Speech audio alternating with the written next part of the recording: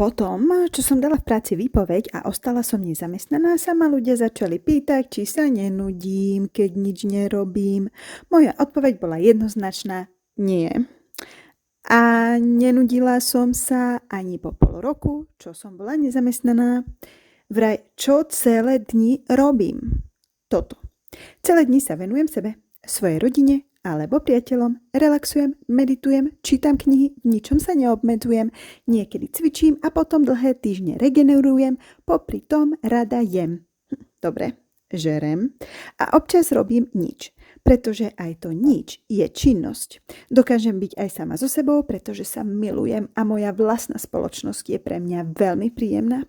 Život nie je iba o tom ráno vstať, nachystať deti, hodiť ich do školy, odtrepať sa do práce, potom utekať pre deti do obchodu a domov navariť a upratať. Život môže byť aj o tom mať čas sama pre seba a byť sama so sebou. Hoci aj pri nič nerobení a na chvíľku.